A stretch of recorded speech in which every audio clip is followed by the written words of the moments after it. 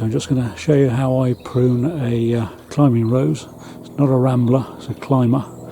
There is a distinction, and the climbers will flower off the new growth, so I'm going to cut it back to about 4 inches of the main stems and 10 centimetres, something like that.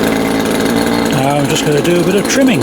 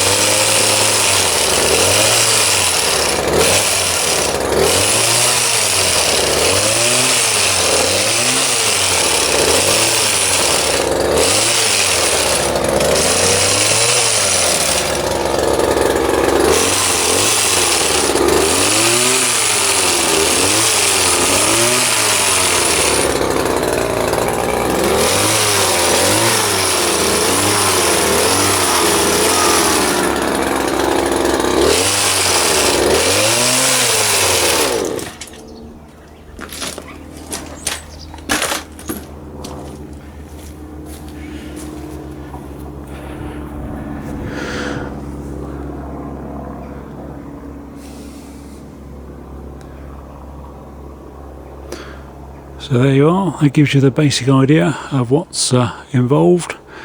No rose was harmed in the filming of this. Just make sure you don't cut through any of the wires that you see lurking around the place.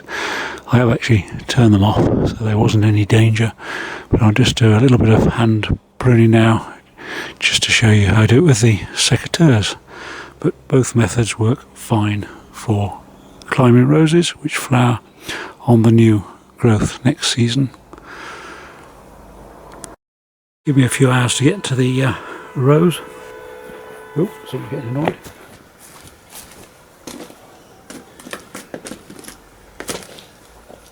There we are, so hopefully you can see this.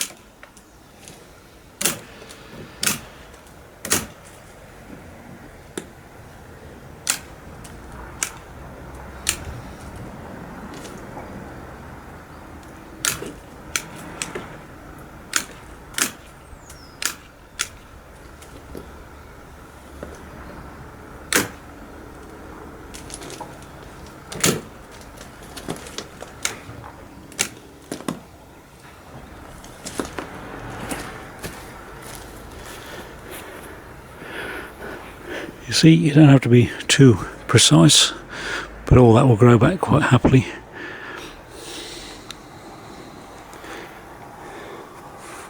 If you've got plenty of time on your hands, just feel free to prune by hand.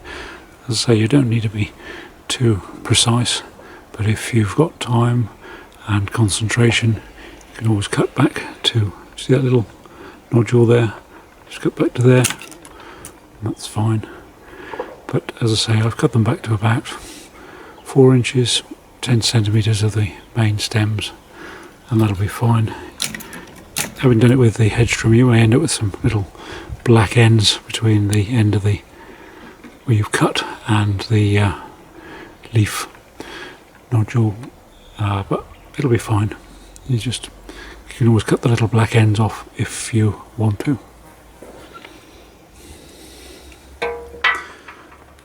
That's pretty well it, and that'll be fantastic next year. But at least it takes some of the weight off the building, and it means that the rose doesn't start to grow too far out into the path, if it's like a pathway or walkway, but it'll still be lovely. Oh, here's the robin come to join us. There he is. Oh, I say he, she. Could be either, can't tell. There we go, there you are. It's the joy of gardening. Come on in. Oh. Wants to have a go with the secateurs, I think. This little mate is chuntering away.